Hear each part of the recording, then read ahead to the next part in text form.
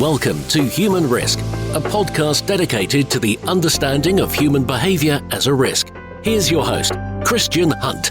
Hello and welcome back to the Human Risk podcast. On this episode, I'm exploring something that we all do on a regular basis, but which might make some of us feel uncomfortable. That subject is negotiation, and my guest, Fotini Iconomopoulos, specialises in communication and negotiation. If that makes her sound like someone you'd call in to help buy you a house, seal a business deal, or negotiate to free a hostage, then you're right. There are all situations when we're officially in a negotiation, and her skill set is useful. But there are lots of other times where we can negotiate without even realising it. Many of the discussions we have on a day-to-day basis are a form of negotiation. They might not come badged as such, but that's what they are in reality. And Fotini can help with those as well. I came across her when Professor Todd Kashdan, a previous guest on the show, there's a link to his episode in the show notes, introduced me. Thank you so much, Todd. He rightly thought Fotini would be a fabulous guest. Having read her book and seen her speak, I knew he wasn't wrong, and the episode was an absolute pleasure to record. What you're about to hear are some insights from someone whose childhood nickname was the Negotiator, and who now advises executives around the world to get better deals and trains their teams to negotiate more effectively. Fotini is the author of Say Less, Get More, Unconventional Negotiation Techniques to Get What You Want, and she's an MBA instructor at York University's Schulich School of Business. Fotini's insights can help all of us to have better conversations, whether we're formally negotiating or just having a discussion where there are a series of potential outcomes. If we get better at negotiating, we can make better decisions and deliver better outcomes. In short, we can reduce human risk. So please enjoy, as I know you will, my discussion with Fotini Iconomopoulos on negotiation. Fotini, welcome to the Human Risk podcast.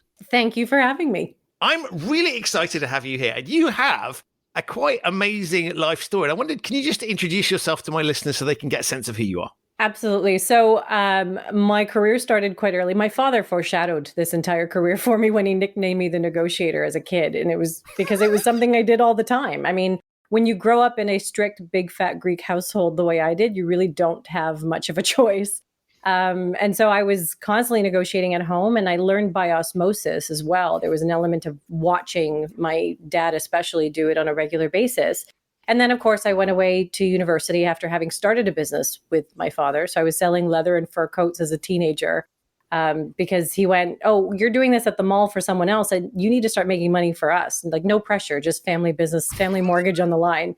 Because we came from a family full of, fast food restaurants and the restaurant business. Exactly. If you've ever seen the movie My Big Fat Greek Wedding, that was my upbringing. And so I came home from school one day and he said, "So you need to quit your job next month." And I said, "Why?" He said, "Because we're starting our own leather and fur boutique." And I said, "But what do you know about leather?" And he said, "Nothing. I know I have a smart kid. That's all I need to know." And so we started this business together, and I learned a lot more about managing conflict with someone like my father, because he's not an easy person to work with. And then at some point I wanted to get away from the family business, and I did a degree in everything, basically a degree of arts and science at the same time, with a major in French translation and linguistics, which has come in not very handy over the years. And then from there, I went straight into an MBA in organization behavior because I figured I can learn a lot of stuff from books. I'm pretty good. I have a photographic memory for textbooks, but I felt like people was going to be the common denominator for me, no matter what I decided to go into, whether it was government or business or any type of job I wanted. I knew I was going to have to deal with people. And if I could get really good at that, then I'd be successful at whatever I decided to do. And so from there, I was recruited into a little company called L'Oreal, where I was negotiating with Walmart buyers on a daily basis, some of the toughest negotiators in the business, and then was recruited into another company after that doing something quite similar. And then a training company went, "You should really be doing what we do." And they were a negotiation training company. And I was like, "Yeah, sure, someday when I've got more experience." I was still in my 20s. And they went, "No, seriously, you should be doing what we do." And I was like, "Okay." And so I started working for them, and I started immersing myself even further in this skill that I had been learning by doing and a little bit of study, but then I got to fully immerse myself in it. And I found myself crisscrossing the globe, training everybody from the head of a massive oil and gas company to a junior buyer at a massive global organization. And I loved every second of it. And then it was companies who went, okay, it's great that you trained our team, but we have 100 billion on the line, or we have 1 million on the line. What do we do? What do we say? And so I'd get to go in there and tell them exactly what to say and do and strategize and help them through some really high stakes scenarios. And then my alma mater tapped me on the shoulder and said, hey, do you want to come back and teach MBA students negotiation skills? And I was like, okay, that sounds like fun. And then HarperCollins tapped me on the shoulder one day and said, we think you have a book in you. And I was like, okay, let's see where this goes. And so it just kind of kept you, when you put something out into the universe and you just want to help as many people as possible, it just keeps coming back in a multitude of ways. And now I find myself speaking at conferences full of thousands of people at times and still helping out companies from time to time with their training and consulting needs. But I get so much joy out of meeting people in social media and in ballrooms and conference centers across the world. And having people say to me, I listened to this one thing that you said, and now I've made thousands of dollars, or I changed my life and I've left an abusive relationship. Like, it's incredible what people are accomplishing just by honing in on their people skills a little bit more. What a great story, by the way. But the fascinating thing for me around negotiation is we're all doing it all of the time. Yeah. Sort of as we interact with people, it's there. And so it's kind of inherent to our existence because we do need to negotiate our way. We can't do everything on our own. We're going to need other people to help us. And yet it seems to be a skill that's somewhat underdeveloped in many cases. And so hence there's a need for your services. And I wondered, why is it, on the one hand, it's a critical skill. I mean, it's not quite as critical as breathing, but we're in that. We do need to have that social skill to be able to navigate the world. And yet we don't seem to be terribly good at it on the average. I would say most people are better at it than they realize. I think one of the issues is the lack of awareness of the fact that we truly are negotiating more than we realize. So when you are stepping on public transit and you are trying to negotiate for your own physical space, that in itself is an agreement between two people. I'm agreeing to give you a little bit more space than perhaps I anticipated. When you are, talking to your friends and family at home, your life partners, your children, your siblings, and so on, you are negotiating with them to agree to whatever it is that you need from them in that moment. Even people who have pets are negotiating with them on a regular basis. And of course, anybody who has children knows that they are the world's greatest negotiators, and that is the most exhausting place to practice. But when we can recognize that we are indeed doing this all the time, that awareness is the first step in getting better at it, and then finding ways to apply it in ways that are going to better serve us as well as the other people around us. So we're better at it than we realize, but we don't necessarily apply those skills that we're good at every single day because we don't necessarily connect the dots between the opportunities to improve our lives. And that's presumably because we there'll be times obviously when we know we're negotiating. So we're going to go and buy a car, for example, right? That's an obvious point where we will be negotiating. Actually, my first car I bought, I didn't negotiate at all, which showed you how dumb I am. But nonetheless, most people, normal people, go and negotiate because that's a situation where we sort of expect to have to do that. We go to if we're in a market or something, we expect to have that kind of discussion or negotiation. And so it sounds like you're saying, actually, we're doing it quite a lot. So if we thought about the fact that we were spending more time negotiating, we'd start to focus on it a bit more and recognize those dynamics that could then carry us through. And so it's not just the conscious situations where we're doing it, or in my case, ought to be doing it. It's those unconscious ones that can also train us. And so what you're talking about here, I guess, is just reframing existing interactions that we all have and thinking about what we're doing and what might be more effective. That's exactly it. It's really about going, oh, okay, I'm about to have an interaction with somebody. How can each of us get the most out of this interaction? Oh, this is similar to something in a conversation I had with my partner last night at home, or with a child, or I use children analogies all the time in the boardroom because sometimes it feels like the executives that I deal with are basically giant toddlers. So that's why the two really do go hand in hand. And when I wrote the book, the intention was to make sure people see that it's not just for people who are in a boardroom all the time or at a car dealership. It's to understand that we truly are negotiating everywhere, all over the place. And even if you're not in sales, even if you're not wearing a power suit to work every day, you're doing it and you have opportunities to improve your life every day too. One of the sort of the obvious things is when we think about negotiation, and there's a particular prevalent narrative, I think, at the moment in the polarized world, of sort of winning and losing. Mm-hmm. And so if I take the sort of Donald Trump, the way he talks about, the art of the deal and all those sorts of things, there's a sense of, in order for me to win, you have to lose. And so one of the things that people feel scared about when it comes to negotiation is it's a little bit of a battle. But my sense from what I've seen you write and say is that you view it much more as a sort of we can have win-wins, and we're trying to work with other people. So how do we get the best out of the situation for both sides? Yeah, I mean, not every single situation is going to be a win-win, but most of them are going to be more similar to that than they are the win-lose scenarios. And even when you think about, I use a model of a spectrum. So in the book, I refer to it as the dark side and the lighter side. The dark side feels like it's that moment that's going to instill fear in you. It is that, okay, well, whatever I take, you lose, and whatever you take, I lose. And so someone's going to walk out of this unhappy. But even there, it doesn't have to be that situation. Everybody's going into a negotiation because they want something out of it. So even that person who's on the other side of the car dealership or who's on the other side of some type of financial gain or loss, they're there for a reason. They're there because you are a better alternative to the other situation they have at hand. And then on the lighter side of things, it's going, okay, well, it's more than just about cash or that one-dimensional win-lose. It's going, well, there's a trade here to happen. There's values that we can create. There's the proverbial cliche of let's grow the pie, because the more things we put in the pie, the bigger the pie gets, the bigger those slices are. We still have some element of dividing up the pie, but at least the bigger it gets, the more satisfied we each are with our size of those slices as well. And then there's things that go far beyond the pie and go, well, there's no actual quantitative value to this. There's just this problem solving, or there's this cooperative, I need you, you need me type of vibe to it. And the more you think about the spectrum of negotiation and the number of interactions you have with folks, the less likely you are to spend your time in those win-lose, cash or quantitative scenarios. You spend more and more time in kind of the middle to collaborative side of the spectrum. Even in salary negotiations, which most people traditionally think about as and this is one of the reasons why salary negotiations instill so much fear in folks, because they don't want to be perceived as greedy. They don't want to be perceived as too aggressive and so on. But what ends up happening is it's about more than just an actual salary. Pre-pandemic, most people were asking me for advice on how do I get flexibility in my work? How do I get the ability to work from home occasionally? How do I get flexible hours?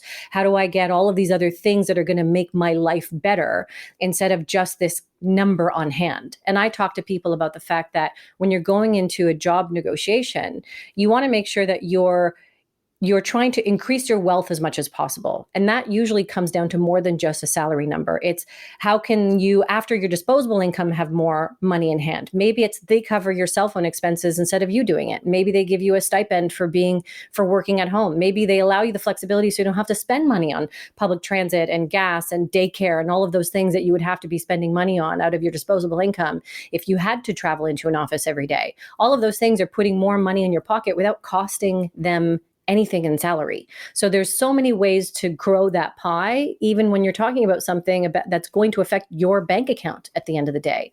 When we get more creative, that tends to make some of that fear dissipate, because we're not stuck in this one-dimensional my way or the highway, banging your fist on the table, Donald Trump style of negotiation. And it's interesting, really, because that's the sort of salary negotiations is a classic one, because there is that one metric that we go in with, and that's the sort of traditional framing around it. I need to get more money. But as you say, if you reframe the discussion, suddenly you can bring other things to bear that can play with both ways. In other words, you can offer value. The other side has something they can suddenly offer you that's valuable, and you can offer them some things in return. So we're almost shifting away from that. And so I think it seems to me that part of the reason people buckle with these things, they don't feel comfortable with them, is this fear, because it's all focused on that one thing. And so what we've really done here is reframed it and said, this isn't actually about one discussion. It's another one thing. Yes, of course, that's critically important. And that's probably the start point for the process. But actually, we're broadening out our toolkit. And what you're looking at here is really thinking, if we can broaden the toolkit that we bring to play, we're more likely to get an outcome that we'll feel happy with. Yeah, the more options you bring to the table, the more likely you are going to get to a destination that's going to work for both parties. It's like saying, I have one route to get to my destination. And if there's a block on the road, if there's a bridge that's washed out, you're stuck, you're not getting there. But if I come up with multiple routes, the more options, the more routes I have to get there, the more joyful, the more scenic, the more opportunities there are to get to that destination, and maybe even better destinations along the way. You've used the word before, but I think creativity clearly comes into this, and an ability to think, quite literally outside the box in some cases, because we're boxing ourselves in with our parameters. And so this idea of bringing creativity into play sort of feels slightly anathema in some respects, because when we think about negotiations, tend to be, we are negotiating about something. There may be there's some, often when we're signing something at the end of it, there has a sort of a kind of fixed agenda to it. And you're basically saying, open your minds a bit and think more broadly and see, almost bring some creative skills to this. So some very soft skills into what feels like a very hard situation. Yeah, I mean, it's so bizarre to me that people don't believe that creativity is actually one of the most valuable tools in negotiation, because I've helped some people out of some really tough spots, whether it's large organization suppliers who are going to negotiate with some heavy-handed retailers who are very focused on margin and nothing else. Like, it must be this profit dollar or else. But I can do so much more if you expand beyond just this costing thing. If you think about transportation, if you think about days to pay, if you think about all of these things, we do a brainstorming exercise to come up with what are all the ways that can contribute to the bottom line. When it comes to, I help a lot of people through divorces and mediation and those types of interpersonal negotiations all the time. And again, if you're just focused on an alimony payment, well, then you're not going to get very far because you're being so narrow in scope. But what if we got really creative in terms of like cash flow? Can you pay me when the bonus comes in versus I have to pay you up front and I don't have enough money to do that? Can you do some things around reducing costs in some way, shape, or form? There are so many ways to handle things. But when we put ourselves in this box, then we're really limiting the options. In fact, I remember being in an audience once and a keynote speaker said, I don't even talk about being outside of the box. He's like, I kick the box out of the room. Like, that is not how I want to be thinking. And I wish more people adopted that way of thinking when it came to negotiations, because the more creative you are, the more options you have, the less likely you're going to have conflict because you have these alternate routes to get around that conflict. You've talked about doing a range of different negotiations, and we've highlighted there are the big ticket items, the sort of big business negotiations. Separations can be quite expensive affairs and have big monetary value associated with them. But then we've got the sort of smaller day-to-day negotiations. Is it essentially the same skill across those pieces, or are there different skills that one brings to bear things, or is it essentially the same basic skill that you're deploying, but you just have to think slightly differently about the context? The principles are the same, no matter whether you're in the boardroom or the bedroom or the courtroom or whatever it is. It is the principles of what is valuable to this other person and what is valuable to me and what can they afford to do for me. So being able to have empathy is actually one of the greatest skills that you can have in negotiation. And I think that is often overlooked. So when you think about even leadership, oftentimes women are brought into organizations when they're in crisis because they manage to turn those organizations around. And women statistically have greater empathy and that they have the ability to tap into that. There's a lot of reasons behind that. And I'm sure many of your listeners are familiar with a ton of that type of research. So I won't bore everybody to tears with that. But too often I speak to women's groups who say to me, oh, well, I don't do negotiation. I'm not good at negotiation. I'm like, actually, you are. Do you have conversations with people on a day-to-day basis? Do you listen to their problems? Do you get creative about how to solve them? Do you express yourself and share your issues with others? Those are the skills associated with negotiation, whether they are in the boardroom or they're at home. And too often people overlook the fact they're like, oh yeah, I do this all the time with my kids, or I do this all the time with my spouse. Why wouldn't I start to carry some of those skills into work with me and start to solve for some of those problems as well? If the people at home trust me and I've been able to build relationships there, then why wouldn't I be able to build relationships and gain trust in the workplace too, and get them to open up to even more possibilities with me? That's a really interesting point around the environment, actually, because it sort of seems to me that, as you say, if we're on home turf, we kind of know and we feel a bit more comfortable because we're used to it. You go into a car showroom, it's not somewhere you're going to be going every day. So the environment feels awkward. Mm-hmm. Work feels like a different environment. And so it seems to me as you're talking, it's really about saying, look, actually, you do this already, right? Yes, of course, you have to behave slightly different in the context. And there may be things you want to do in a domestic negotiation that you wouldn't want to do in a business negotiation, just in terms of style, but also some of the substance of what you might offer. But it seems to me it's really a case of thinking through and just going, there's a basic dynamic here that we all have within us. And actually don't be overawed by the situation or the environment that you're in, because that basic core skill will carry you through. Yeah, I think one of the issues that comes up for people with outside of the home is that lack of familiarity with the person. So we are driven, and I know you've had so many great influence and persuasion experts on the podcast, but we're so driven by likability, right? We are not meant to roam this earth alone. We're not meant to be loners. So inevitably, we all innately want to be liked. And at home, you know, there may be moments where you don't like each other, but you know, inevitably people will boomerang back and, you know, your relationship will survive and that likability will continue in some way. But there's that fear of the unknown outside of home where you're going, but what if they hate me? What if I'm deemed as too aggressive or too greedy or too bitchy or any of those things? And so there's that fear that holds us back from asking for something because I don't have the security blanket of knowing, well, they have to like me because we're married, or they have to like me because they're going to have to deal with me at Thanksgiving again anyway. There's that opportunity that somebody outside of the home can just walk away from you. So that fear drives so much of our behavior, and it truly does hold people back from negotiating. I mean, when I teach MBA students, I always have tons of them coming to see me during my office hours, and it has nothing to do with their marks or the curriculum. It's always about, I have this job offer, but I'm really scared to negotiate it because what if they think I'm greedy? What if they rescind the offer? You know, what if they take it away and they never talk to me again? The chances of somebody at home never talking to me again are pretty slim to none. But in the public world, is that a true possibility? And part of my job is to help people mitigate the risk of that happening. And so we use persuasion principles all the time. And how do people think, and what does that empathy look like? And all of those things to reduce that risk of screwing up that likability. And then I help people find the balance of, okay, you want to be liked to start, but then you need to focus on being respected, because too often people give away too much, all in trying to buy their likability. And you learn that lesson the hard way at home, because if you try to buy likability with children, you end up with spoiled children. So you don't do that. You don't just give them everything that they want. And the same is true in the professional world and in the public world. You don't just give people everything that they want to like you, because they're just going to come back and want even more next time. You're just fueling this greedy beast. So how do you find the balance of that likability to mitigate the risk of them walking away from you, but then also finding that balance of what is it going to take to be deemed as credible and respected as we continue through this negotiation route? And when you talk about it, right, there's a joy in your voice around this, and so clearly you wouldn't be doing what you do if you didn't enjoy the subject and enjoy teaching other people about it. There's a clear passion for that piece.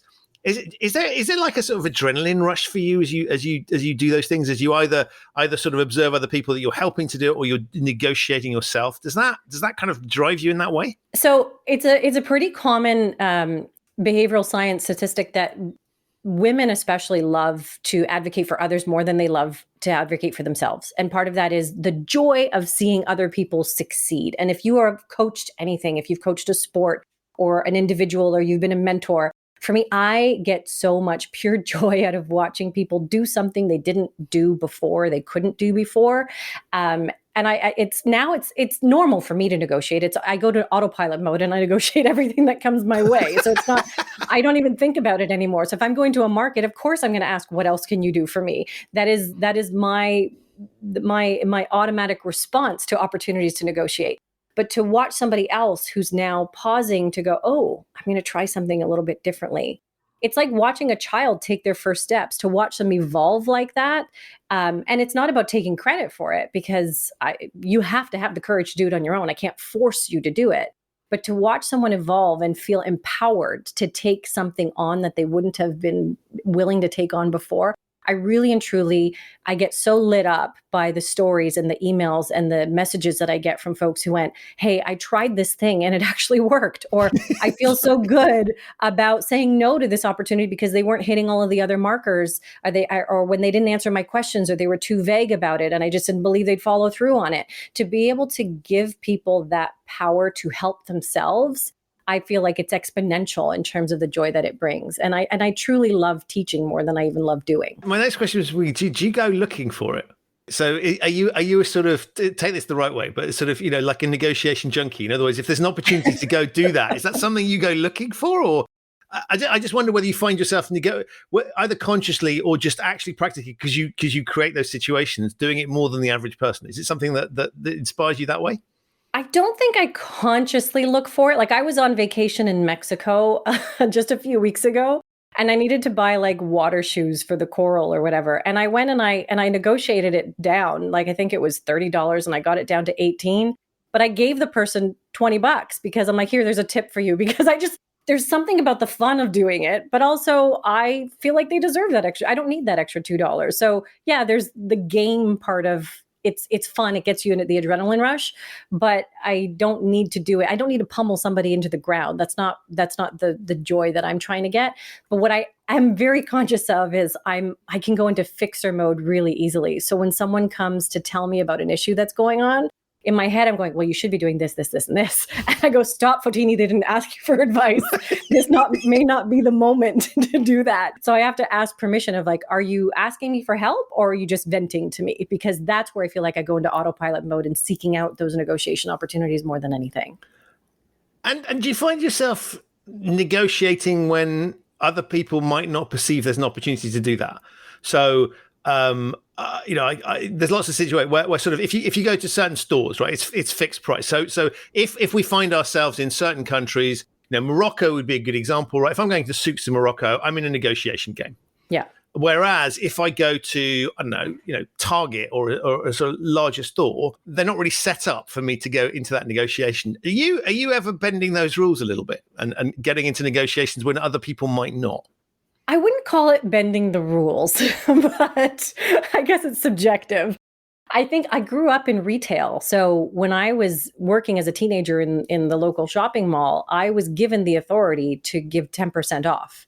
So whether it was because of, there was a flaw in it or whatever it was, I was given that authority before I had to ask a manager. So knowing that a 17-year-old can do that, part of my brain goes, automatically, there's an opportunity here. What is it? And so if I'm going into a department store that I know has coupons or something, and I don't subscribe to coupons or I don't have their newsletter, I might ask the question, what kind of coupons do you have going on right now? Or what discounts are available? I was in the US last week for a gig and I was shopping at a store and I said, what sales are on right now? She goes, oh, we don't have any. I said, but you do give discounts to somebody. She goes, yeah. Are you a healthcare provider? Are you a this or that? I said, I am a teacher. And so keep going with your list until I qualify for one of yeah, them. I showed her my Rate My Professor ID. And so on the website, I said, that's me.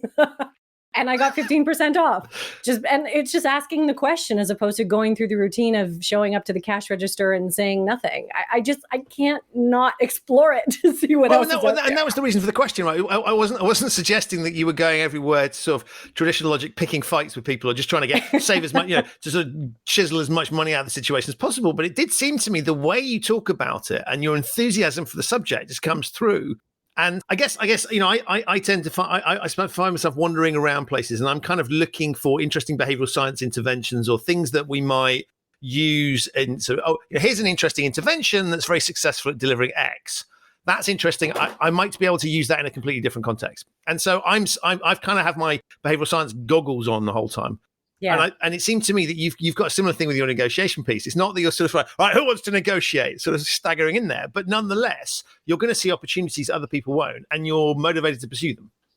And yeah, it happens everywhere. I mean, if I think about the last 2 weeks, I was on the road for quite a bit, and I was on like 6 different airplanes. But I got to a hotel and I can get an upgrade just by talking to the person who's checking me in and asking questions. When I was checking out of the hotel, the gentleman who took my bag and put it away, when he came back with it, was like, let me get you the taxi. Let me do this thing for you. Let me, what else can we do for you today? And I didn't see them doing that for some of the other people who were around.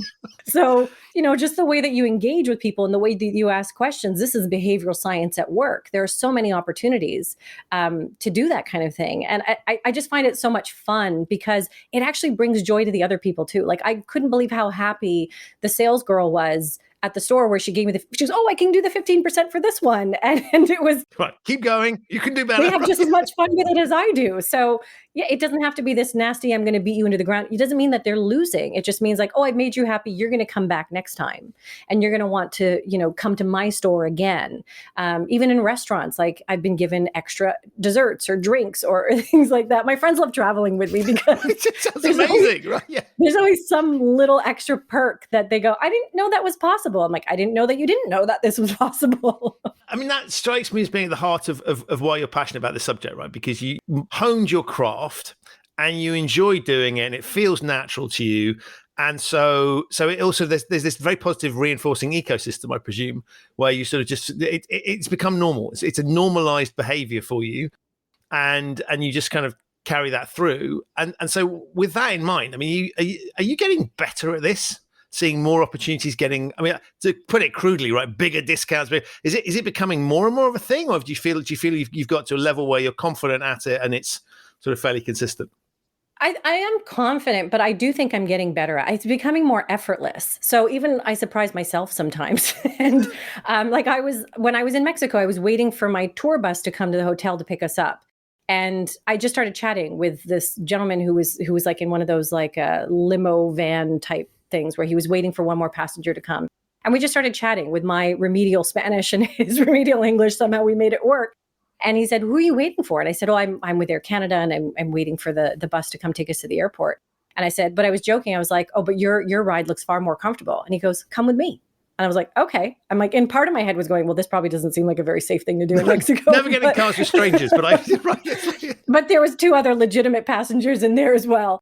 And so at the end of it, I got a free, more comfortable, and quite frankly, in a COVID world, a much safer ride, because I really wasn't looking forward to being double masked and goggled on a bus full of people. But also, I gave him a really handsome tip at the end of it, so he got something out of it too.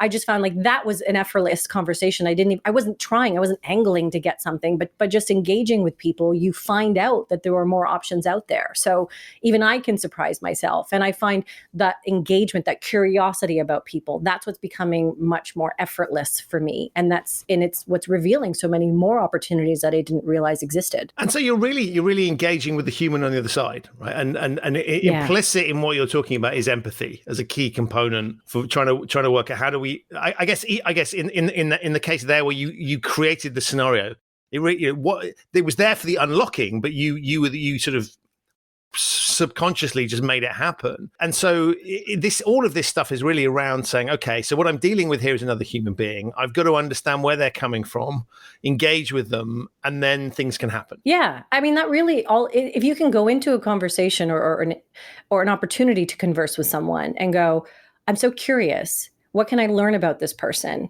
Then it could unlock all sorts of opportunities you didn't know existed. It could mean something as simple as referrals for new business, or parts of the business that you didn't know were up for grabs. For me, it's unlocked so much just because I just genuinely want to know about people. I'm not going in with an angle. Sometimes when you go in with an angle, you go so narrow in scope that you miss so many other opportunities that might have existed. So if you can keep your mind open and curious, it really does allow for that more creative brainstorming to grow the pie even bigger. What's your trick for delivering creativity? I mean, where do you get your inspiration from?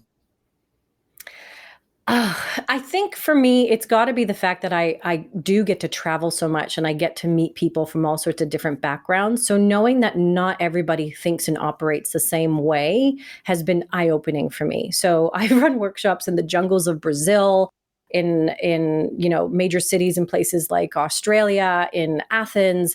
And anytime I go to a new geography, even within the US, sometimes it feels like I'm in 10 different countries in the US when I travel around the States.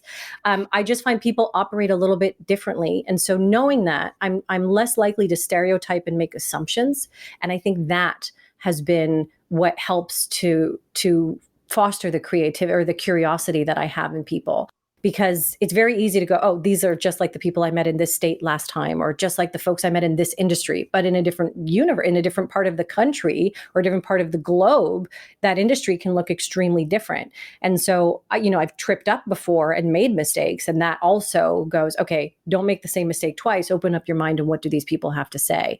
And so I just find myself a little bit less stressed about the universe now, and just kind of going with the flow in terms of, what do these people have to offer me? Can I go in with a much better temperament? Can I go in with a much better attitude? And who knows what will happen? So even like when you're at the airport and you're getting super stressed because there's a delay or something has changed or they've overbooked the flight. If you go to that front desk and you're angry and you're dealing with that person who has so much power in their hands right now, they're not going to want to help you. But if you can go in there curious and go, "Help me to understand, what can we do to make your day better and get me out of your hair as quickly as possible?" And that's how I've managed to get better credits for the next time I fly with that airline, or, those types of things, or a better flying experience. I've been upgraded before. Those types of things happen because when you're in a better mindset about it and you're not stuck in your ways. And I just feel like if I have a better attitude, I get people reciprocate. I mean, that's the behavioral science element of it. We all know that, right? So we mirror each other's, and there's reciprocity in every interaction that we have. So what mirror do I want to be to allow that person to reflect the same? And that's been my attitude more recently. It's been one of the lessons that I've been teaching people. I don't even remember if I mentioned it in the book at this point, but it's one of those things that's now coming up in every single one of my keynotes, because that be the mirror that you want them to reflect is one of the principles that has served me so well in recent years. And speaking of sort of COVID and the sort of shifts in dynamic there, I wondered what your thoughts were on sort of digital negotiation, because you're talking about building empathy with people, and I've got this very clear vision of you sort of in these situations, because you describe it beautifully, and I can imagine it. And I of course would be the guy standing at the next check-in desk, screaming at them, "Go, this is unacceptable!" And you'll be getting your upgrades and everything else, and I'll be stuck on the ground staying in the airport hotel. But I've got that situation. There's obviously a huge difference between that and what one might term negotiation through the 2D mechanism of the camera and the screen. Have you noticed any differences there? Is there anything you're sort of saying to people around what I might loosely term digital negotiation? Yeah, it's interesting. So when I submitted the manuscript, it was right before the pandemic hit. And then the editors went, "Hey, now that this, crazy thing in the world is happening and everybody's working from home, do you want to make any adjustments?" And I think I maybe changed one sentence in the whole book, because it is something that I've always given attention to. So I do tell people, when you think about, words, sounds, and then nonverbal communication, obviously there's room for misinterpretation when you're relying solely on email. And that has been a generational thing. Like I've seen with the millennials and I guess now Gen Z or Z, depending on where you are listening. They, when I started teaching at the Schulich School of Business years ago, I would do this one exercise with folks where I'd say, okay, half of you are managers and half of you are employees. Managers, you're going to send an email to the potential employee and you're going to set up a time for you to have a phone negotiation to talk about a potential salary. And all of a sudden, all 45 hands go up and they go, "Can't we just do the whole thing over email?" And I'm like, no, because at some point in your lives, you're going to have to listen to a voice and respond with your voice. And because it is so easy to be misinterpreted over that email, and sometimes one email could result in 20 back and forths that could have been resolved in a really quick phone call. And I know, voice notes are starting now to come into trend, which is funny to me because everybody hates the phone and everybody hates voicemail, but voice notes somehow are completely acceptable behavior these days. But I think the reason it's happening is because we boomerang so far that we were depending on text messages and emojis that can be misinterpreted and acronyms that sometimes we don't even know what the heck they mean, that people are like, well, it's just easier for me to leave you a voice note because then I'm less likely to be misinterpreted. And so it is much easier to be able to make sure your message gets across in a clear and concise way. And when you have the luxury of also building that face-to-face time, well, that is where they can see the look of concern on your face. One of the big lessons, the takeaways when I'm working with folks I do intensive training programs. So people will be with me for like 3 days, either on camera or live and in person. And I put people on video and they have to watch it back and see how they negotiate with one another. One of the biggest opportunities that every single person who sees himself on video sees is they don't have a reaction to what the other person's saying. And so if we've been taught to be quite stoic when we're in business, and it's like, don't let them see you sweat, don't let them see your cards, whatever the analogy is of the moment. And yet I find that's terrible advice, because I want you to choose the reaction you want them to see.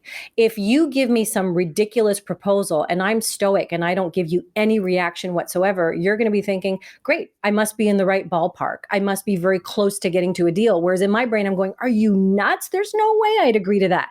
So I need to show something on my face, maybe not something so insulting as if to say you're crazy, but a raise of the eyebrow from someone who's typically quite stoic can speak volumes to the other person. So that reaction, that a picture's worth 1,000 words truly does apply here, because that is going to reinforce whatever's about to come out of your mouth.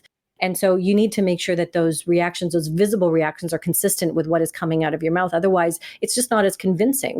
We're not sending as many messages to the other party. And when it comes to that more complex side of negotiation, it's really hard to build trust and likability over email or over the written word. If you have no previous experience with that individual, it's just really difficult to go, hey, hope you had a great weekend. I have no idea who you are, what you did this weekend. It's just hard to do over text message. So being able to smile at somebody and being able to hear the joy, like you mentioned, you hear the joy in my voice. And I know we can see each other's faces, but not your listeners. But when you get that ability to smile at somebody, it's much easier to build that trust if that's what you need. If you need the opposite, if you need to be quite firm and fierce and authoritative, you can do that with the sound of your voice and a look on your face as well that is lacking on an email. And so I encourage people to use all of the tools that they have at their disposal, with the caveat of, if you are going to be a nervous Nelly on screen, if you are somebody who's going to be, tripping up or looking overly worried, then maybe it is better if you do something on the phone so you can have your notes in front of you. Or maybe it is better if you write a really well-crafted email that you've looked through 10 times before you hit send. And so for some of those more heated moments, it might be appropriate to do something over email instead of in person if you don't think you have the emotional control to manage it. But more often than not, it's just about being more conscious and strategic about which of these tools do I need to use at my disposal and when. I mean, I've had folks even way before the pandemic. I've been in sales for so much of my life, even when I was working for a consulting firm before I worked for myself. I remember getting on the phone with a client. I believe they ran a company that sells eggs. And somehow they had heard about me, and I got on the phone with them, and I did a pitch over the phone. We weren't really doing Skype much back then. And so at the end of it, he said, that sounds really interesting. I would hate to have to negotiate with you, Fotini. And so I was like, okay, so clearly I came across as authoritative on that call. There was something about it, but it was also engaging enough that he wanted to come back for more and go, I do want to engage with your company, but I don't want to be doing a deal with you. I'm not sure if that's a good thing or a bad thing. But either way, that's really interesting. Yeah. And I've also scared the crap out of you, so I'm not sure if that's a good thing or not. But I came across as somebody who was quite credible and authoritative, right, and knowing what she's talking about. I'm somebody who cannot be messed with in terms of how he perceived that. So I said, oh, don't worry. We're here to have a collaborative conversation. And by listening to his responses, I could then smooth things over a little bit too. But it's about choosing, how credible do I need to be? Do I need to add a little bit more warmth here because it might be coming across as too authoritative? Am I coming across as somebody who sounds doubtful because I'm doing this inflection thing? Is this okay with you? Am I really asking a question or am I making a statement? There's all of these little things to juggle. And so I just ask people to be intentional and choose which of these modes of communication do you want to use and which is going to serve you best in that moment. You talk about choosing different methods. One of the techniques that some people deploy is what I'll sort of loosely term poker face. So a lot of what you're referring to is about empathy, understanding, building a rapport with someone. And yet there is this conventional wisdom around, don't give anything away, right? Sit there, poker face. Is there a place for that? Or is that sort of, I don't know, negotiation 1.0, and you're talking about 3.0, which is much more human? So there's always a time and place for everything, but that's a very transactional way of doing things. So if you are perhaps on that beach in Mexico buying a souvenir or something, maybe that poker face is going to serve you well. Maybe not. Maybe I still tell people, I want you to add a layer on top of that. So you might want to make sure that they don't see you sweat. And that's where the stoicism comes in. That's where that poker face comes in. But then if you layer on a reaction on top of that look of like concern or that look of, I'm not happy with you right now, could speak volumes and make people want to move even faster towards your proposal. So I think you may even be doing yourself a disservice even in those harsher, darker types of negotiations by not layering on that additional reaction. But again, there it's about being strategic and choosing the reaction instead of allowing your emotions to take over and give yourself away when you didn't mean to. And so if we drew a sort of spectrum between acting and being authentic, and I reckon this is sort of slightly simplistic, you're basically saying we should try and be more closer to the authentic side of it, but recognize that sometimes we need to play a role in that negotiated piece. So there is an element of acting to it, but my sense is you're taking us much more closely and saying the authentic human side is going to take you further than a kind of confected position. I absolutely believe that. I do think there has to be authenticity in anything that you do. So, people ask me all the time, can I just put a bug in my ear and you tell me what to say? And that would be so much fun to do on a regular basis. But if it's not words that would come out of your mouth, if it feels awkward or uncomfortable, that's going to be coming through in your subconscious messaging to the other party. They're going to be picking up on it and they're going to go, I don't know why, but I don't trust this person, because the way we behave, we send messages all the time without truly understanding all of those messages that we're sending. And so the other thing too, even when I talk about, what is that additional reaction you're going to give? That is not the moment to be chasing your Oscar and trying to do your best Al Pacino or Jim Carrey impression. If you're not somebody who doesn't have a naturally elastic face, this is not the time to try it. Because again, that can actually lead to distrust and can actually push you in opposite directions and unravel the negotiation instead of moving it forward. So there has to be, it's within the realm of your authenticity, within the realm of your personality. So even in the book, I have a whole section on communication, but those are guideposts to go, here are some words that could cause you some trouble. Here are some words that might be more effective for you, but they still have to be within your language. Because if you would never speak that way, then people are going to go, who are you? Where did you just come from? And what is this act that you're putting on? Go away, alien person, right? Yeah. Yeah. So that's just not going to work very well. And I'd say with the comment about acting, to a degree, there's always an element of acting when we communicate. Like, I might be really angry with you right now, but I'm keeping my calm and I'm acting in a way that's calm because that's what's going to serve us best. And so it's with the intention of, here's what's going to serve us best. And it's the same when you see, a child, like when my nieces were little, and if they said a bad word, the first thing I want to do is burst out laughing. But I'm going to put on the face that says that's inappropriate, and here's how we should be acting right now.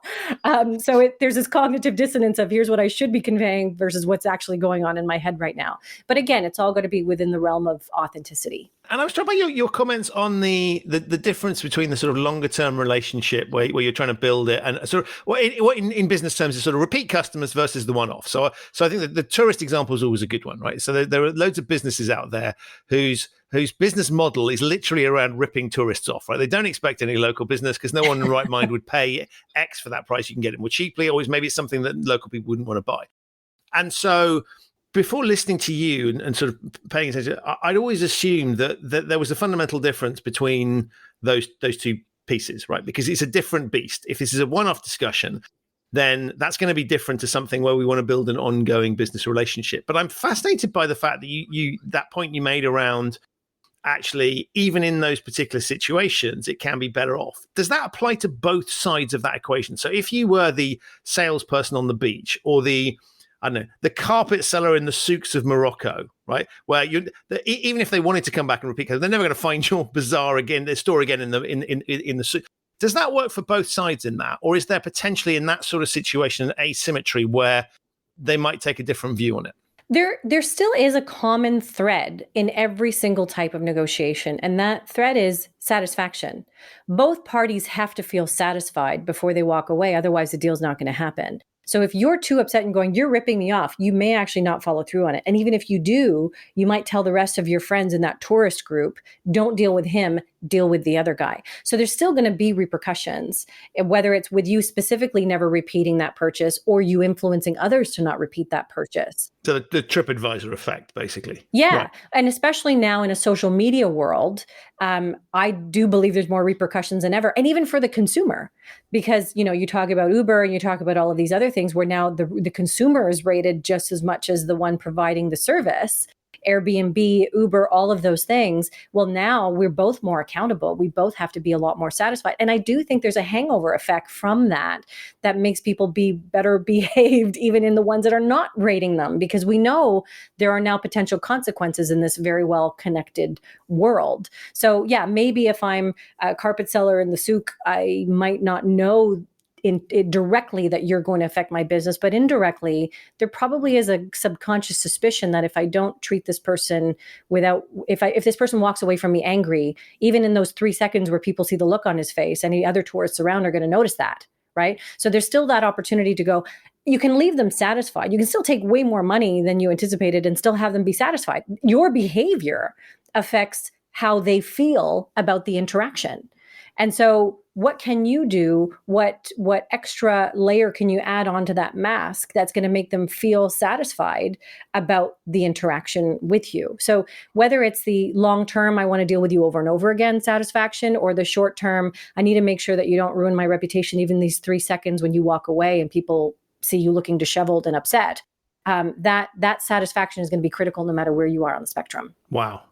that's fascinating, because I think that those rating things, I sort of thought about them as a kind of, it feels fairer for both sides to be able to do that. But that's a really interesting output. And it sounds like you're quite positive on that actually will drive a change in behavior. Because I was always a little bit cynical, so I thought, well, will it actually make any difference? But actually hearing you talk about it, it does sound as if it genuinely does impact us on some level, and will hopefully remove practices that I think we all don't like. Well, I mean, I think about it personally. I came home from the airport the other night, and instead of an Uber, I had a taxi service from our airport. And so that one doesn't actually have a star rating or whatever it is. But I found myself still having the same behaviors I would have, whether I was in an Uber or with this person. I said hello politely. I says please and thank you. I'm being watched and all of those things, because it's instilled in me when I get in this car, this is how I'm going to behave. And for all I know, the dispatcher knows my name and puts star rating. And for all I know, the cab driver could call and go, that one was awful. Don't ever give her to me again. I have no idea. But there is this opportunity for people to communicate now. But if we can instill a certain set of behaviors or politeness in one area, I don't know why that behavior isn't learned and then applied in others as well, right? If you teach your child to say please and thank you at home, they're going to say it at school too. So I do believe there is that hangover effect, because it becomes a habit. And then that habit plays out in other spots as well. Love it. It's the best kind of hangover effect. the other one's not so good. Yeah. You've been doing this for a long time. What's the sort of, how are you sort of advancing this field? Are there things that fascinate you want to explore more? Are there things you're discovering? What does the future look like for your sort of personal, I guess research is the wrong word in that sense, but you know what I mean? It's just sort of if we sort of look ahead in terms of your knowledge expanding, or fields you want to look at, or things that fascinate you, where does that take us? For me, it's the study of influencing behavior I find so fascinating, because it's so tied into what I do, right? So when you talk about influencing folks, if you do things up front before a negotiation starts, you remove a lot of the obstacles in negotiation. And so when I look at other authors out there, like Robert Cialdini, the godfather of things persuasion, Zoe Chance with her new book, even Todd Kashdan, who just wrote The Art of Insubordination. I'm constantly a sponge. I'm constantly learning, because I love to understand what are the other studies that they're bringing to the table. How else can I help folks, even when it's looking at stuff about performance and decision making? So I know that this 2013 Harvard study where they made a bunch of people sing a song in front of a group. It was Journey's Don't Stop Believin'. It's one of my favorite studies. Oh, yeah. I love this. This is awesome. Yeah. Yeah. And so they told them to say one of three things, regardless of how they were actually feeling. They said to group number one, tell yourself that you are anxious. And group number two, tell yourself that you are excited. And group number three, don't say anything at all. And they found that the group who told themselves that they were excited outperformed the other two groups, not because they had greater vocal abilities, but because this computer that measured their volume and pitch measured them higher. And on top of that, they were also outperforming the others on a math test and a speech test. So by changing the mindset now, you can actually improve the outcomes. There was another study done where they made people watch the movie Psycho. And those who were in that fear mindset, who looked or felt anxious, actually got deals that were 12% less financially attractive than those who didn't watch the movie, than the neutral negotiators. So by knowing now this stuff and how people perform, I can help my clients psych themselves up before a negotiation and actually improve the outcomes beyond just the principles of, okay, you open extreme and they'll open extreme and you do this and they do this. Beyond just the mechanics of it, there's also the psychological component of it to help yourself. So for me, I love learning about all of that kind of stuff, because it ups my game and helps me to help others remove the fear and understand the decision making. So even when it's understanding decision making around, why McDonald's and other retailers price their value meals the way they do, because it's only 10 cents more. Why wouldn't I do it that way? So when I'm setting up a negotiation for a client with a massive global retailer, we're going to set out options to make it look like, why wouldn't you choose option number 3? It's applying those decision-making techniques into the negotiation world. So all of that stuff to me is really fascinating. And I love that my career now is leading me to 3 places. So yes, I do the stuff on stage and it's loads of fun. And yes, I do the training stuff where I get to watch people apply and actually live out the stuff that I'm teaching. But then I also still get to dabble with the consulting stuff and get called into the boardrooms and apply these things in a new way. And also, like, if I think back to my my career in consumer goods, when I was, working in manufacturing and negotiating with realtors, the landscape then, well over a decade ago, was so different than the landscape that my clients have to work with today. There's so much amalgamation of organizations. The power dynamics have changed. The inflation rates and supply chains and all of that kind of stuff have narrowed some of the scopes of the negotiations. So there's not as much wiggle room as there was before. And so I have to stay on top of my game in order to help people maximize their deals. So being able to continue to learn and grow from others in the field for me is imperative. Otherwise, I can't afford to be stale.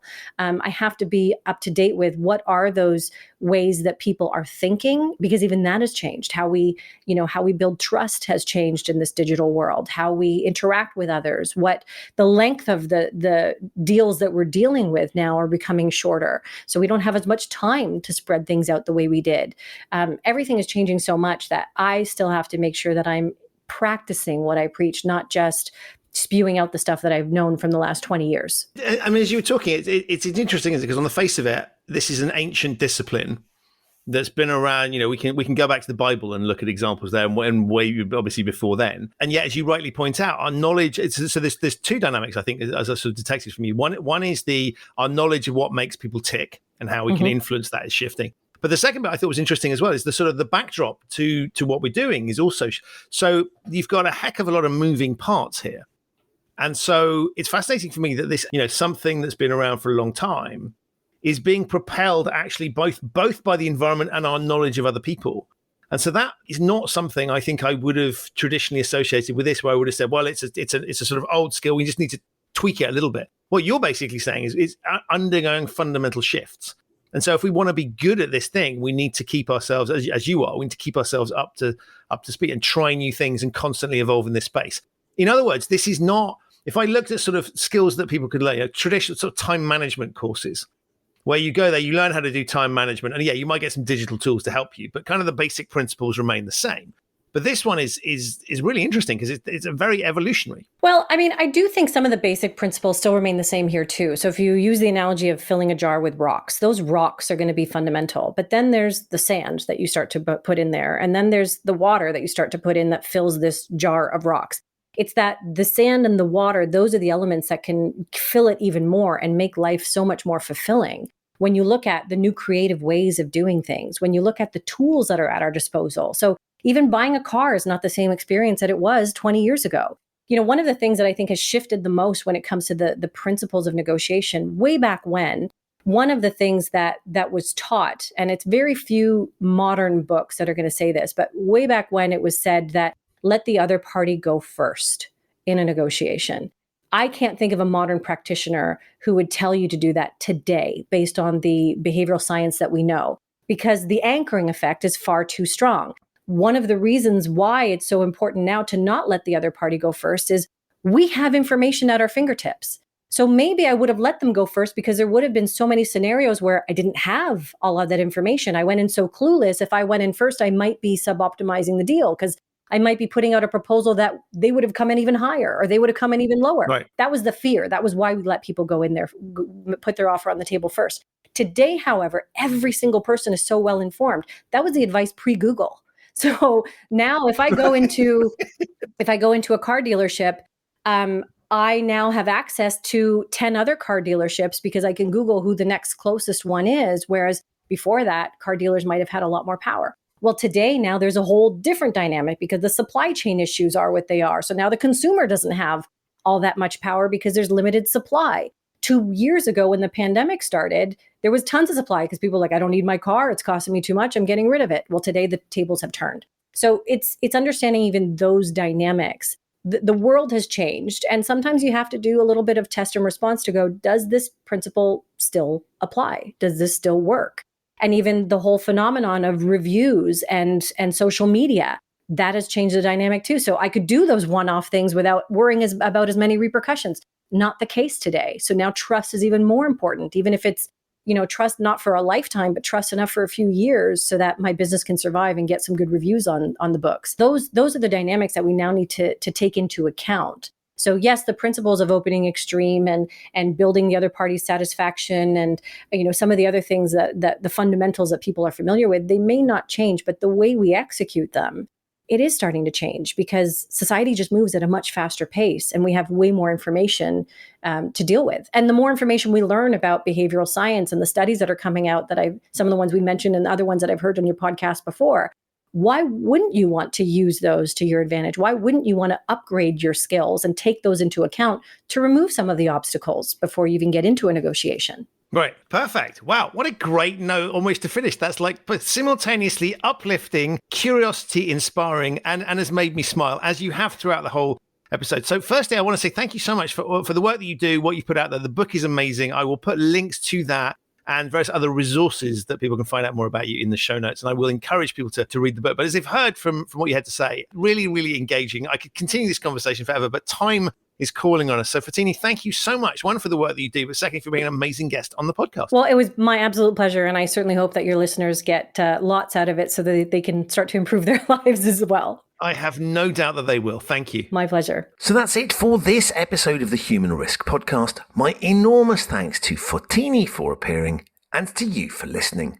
To find out more about her work, to discover Say Less, Get More, Unconventional Negotiation Techniques to Get What You Want, her book, and to see videos and various other relevant links, have a look in the show notes. There are links to those there.